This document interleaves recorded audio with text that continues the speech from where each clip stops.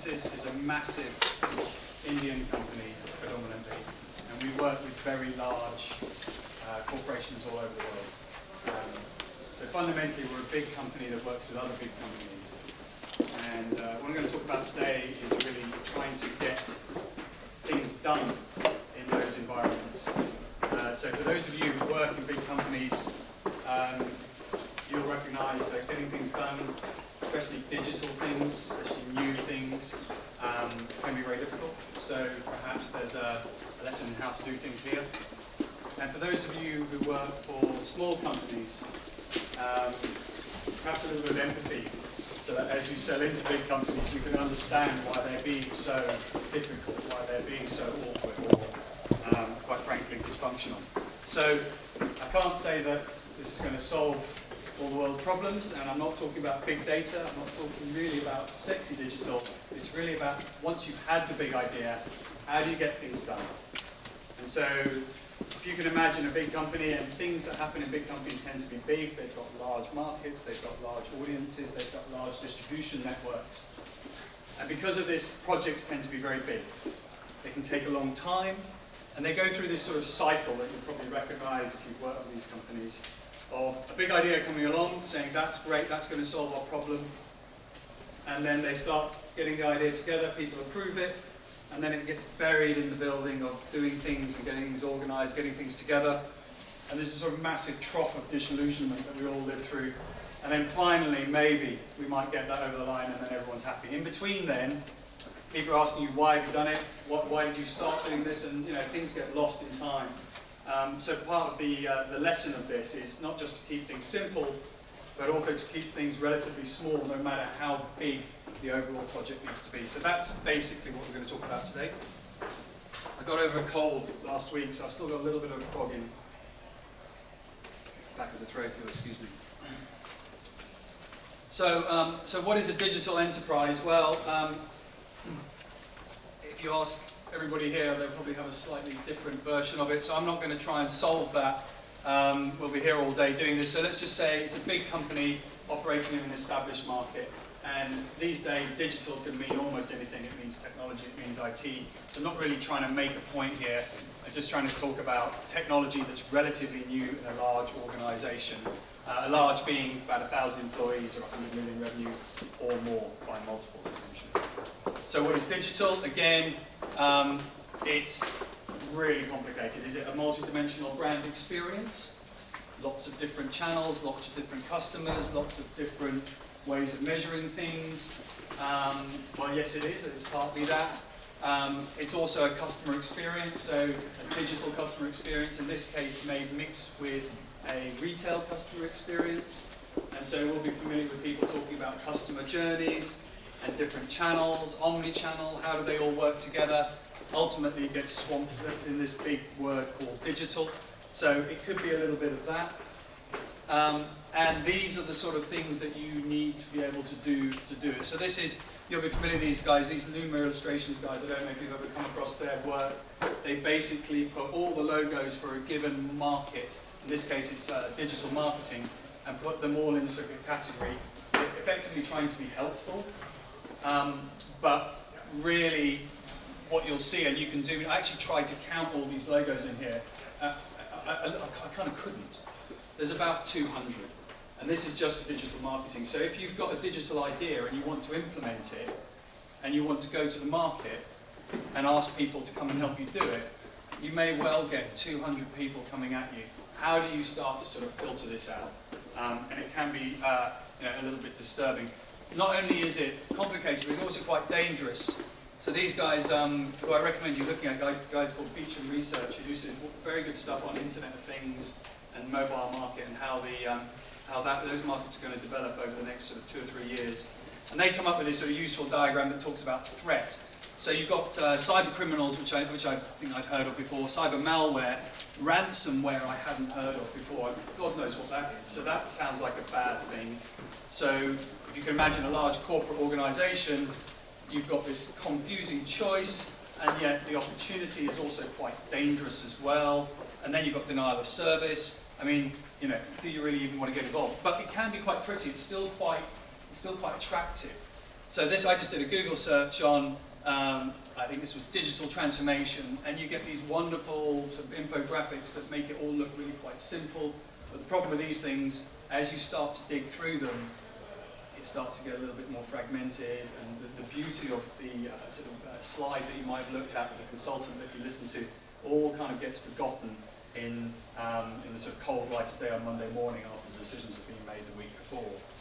So what's true about digital is that it's everywhere. So the key here, so digital is important to absolutely everybody, and so part of the problem I find working in a digital transformation practice is that people come to me for almost anything, and frankly that's because they've labelled technology as digital. So part of what I look to try and do is to say, well, yes, we're not solving all the problems for the whole world, but if we are looking to make things simple, we've got to make sure that we understand it's everywhere. It can be very complicated, it can be a bit confusing, it can be a bit dangerous, and it can offer more problems than opportunities. So you have this sort of paradox whereby big companies desperately need to do something different. They definitely need to adopt digital technologies, but yet they're kind of set up to be adverse to change, and they want to lose. They're afraid of losing control. So this is quite a good quote. Patrick Collinson, I don't know if you know him. He's a guy from Limerick who's now done very well in Silicon Valley. I was watching this video that he had the other day at Stanford Business School, and he talked about big companies. They're basically endurance is valued over innovation, and so the people who work there tend to reflect the nature of the organisation. The organisation cannot bet the farm because there's too many people involved, and so individuals tend to be motivated by how to advance in the organisation rather than necessarily how to do the best thing for the customer, or indeed how to do the most innovative piece of technology for a given problem.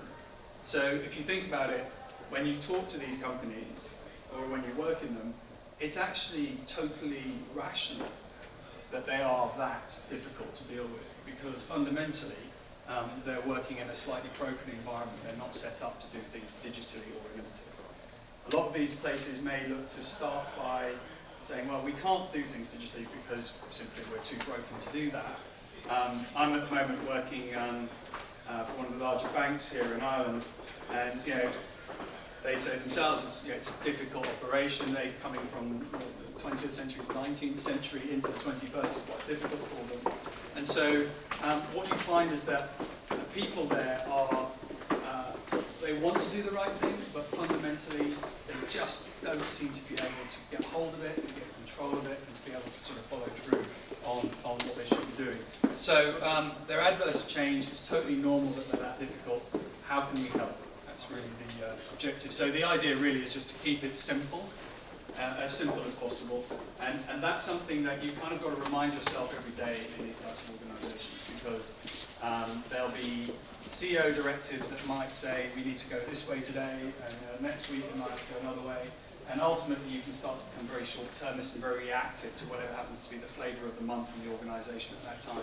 So by keeping things simple and keeping things shorter, you're more likely to be able to get things done before the wind changes. So let's start with motivation. So company objectives are really fairly simple, right? Make money. Now some more sophisticated B corporations, if you've ever looked into these organisations, actually manage to understand stakeholder needs in a sort of more holistic way than pure shareholders and pure money. But fundamentally it's money. In Ireland, sometimes you it's money over money. You kind of move the money around. It's not just the money; it's the money moving from here to America, and so on. And you get sort of financial services. But basically, companies are interested in making money. Bottom line. So you need to understand that, and whatever you need to do needs to connect to that, right? Whether you agree or not, that's how they run.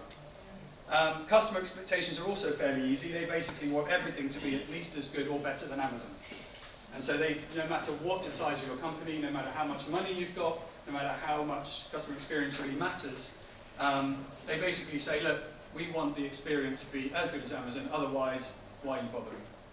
And that's also quite frustrating. But the second, Amazon, they don't just think of Amazon saying, okay, well, as good as Apple, that's fine too, no problem. Anything less than that, and I'm starting to feel negative about your organisation. So again, I'm not really going to solve that one today. I think that's quite difficult. But again, simplicity is part of it. So if you keep what they're doing as simple as possible, and in this case what we're looking at, the project I've been working on recently, is getting a tablet to be used in a banking hall so that customers can come in and actually conduct their banking with their advisor on the tablet right there. Kind of like they would do at home, kind of like they would do if they were shopping on Amazon. But obviously there's lots of differences. So in some ways you need to give them a bit of the experience, a bit of the flavour, but don't try and compete against these sort of massive behemoths that spend billions of dollars a year on getting the customer experience to be as fluid as possible. So how do you keep these happy? So you've got customers want to be happy, Amazon experience, you've got a bank that wants to make loads of money, and you've just got this sort of like blizzard of technology to try and do it. Right? It doesn't really sound like a recipe for success at the moment. So just break it down. So I'm going to keep this as simple as possible. It's more simple than the world really is. But nonetheless, I think the framework exists and can be extended out. So think about a customer. Fundamentally, the organisation thinks about the customer as an offer, a lead, an opportunity, an application, fulfillment, and so on. So there's this sort of cycle. Now, ultimately, if you're really thinking about the customer, you really want to be thinking, okay, I'm interested in something, you've got my attention, oh, I really want it, how much is it, I bought it, okay, what did you think about the purchase, and so on. So ultimately, that's really what they want to be thinking. But when it comes to the customer, when it comes to the company, they are thinking in language that says sale, lead, opportunity, application, fulfillment. This is the language that they speak, and therefore it's important to understand that unless you dress your project up in this type of language, you're unlikely to be able to sustain, let's say, the idea in your C-suite's head, because fundamentally they are thinking bottom line, what happens to the money, how are my numbers moving? And so recognizing this, but also recognizing that there is a customer cycle here. So it's a bit hard to read, but basically what you've got here is joining the various steps. If you go through the capabilities here, when you're selling something, there are, let's say, 3 or 4 things that you sell someone with. You might send them an email, you might send them an SMS, you might actually give them a call, they might come into your shop. By having that capability identified and then led through onto how that lead is then dealt with, and then the opportunity dealt with, and how the application might be executed against, and then finally how you might actually activate that particular product in the banking sense this is. You're actually starting to get what is effectively a customer journey. It's a bit wooden, but it's in the language that the bank understands, and that's quite important. So this is again a process that really shows that as a customer moves through the cycle of actually getting towards delivering that euro into the bank's pocket, there are a whole bunch of steps here. The customer's there at the top, the various bank functions sit underneath, and ultimately this draws together the way the customer is thinking about things, which is the top line, and the way the bank is responding to that customer need, either from an organizational perspective or from a system perspective. So this thing we call a customer life cycle in a box. And we found this is incredibly useful because ultimately it shows the whole picture end to end for the customer, which is at the top. It's a bit wooden, I get that. But it also is done in banking or in the organizational's language. So what you have here is something that basically in one picture, which is really important because the further up you get the exec chain, the more and more you need to have just that one picture, and they can digest this one, they really can. And then you literally get a big coloured marker and just draw around the circles of where your projects are. And that helps them understand that, in this case, at the beginning of the cycle, when you're marketing, there are 3 capabilities that you want to do, and you're going to cluster them together, and that's going to be your project. Why are you doing it? Because it helps the next step. Why does it need to be done? Because the next part of the bank system requires that kind of input. And so basically this speaks their language, and it also has a little bit of the flavour of the customer. Now, I used to work for a digital agency where this sort of thing wasn't allowed. You had to be very customer-centered. You had to be about user profiles. You had to be about the way customers behave. You had to be about ethnographic research. And that stuff can all sit behind here, and it can actually inform how these boxes join together. But fundamentally, this is the language that the big corporates understand. So, by having these capabilities for the customer in one direction, and having them for the organisation in the other, you're basically looking to deliver happiness for both the shareholders and for the customers.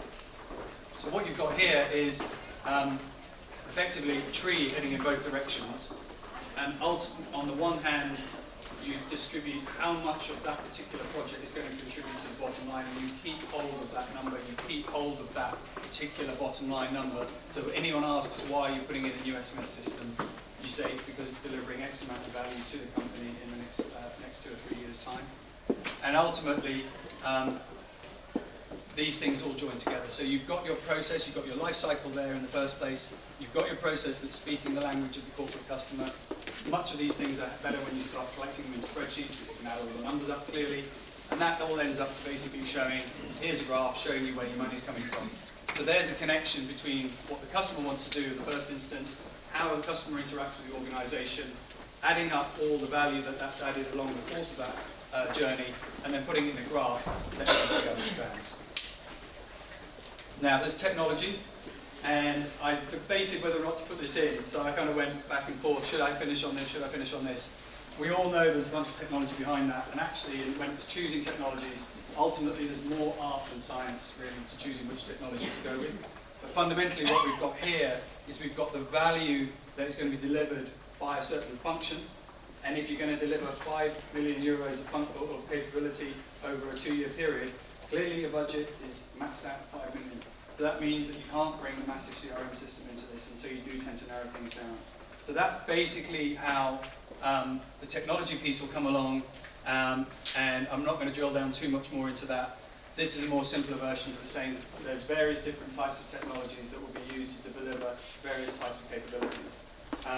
Now, this ultimately all hangs together on the far right piece over here, which is effectively, this is how much money any given project is going to make.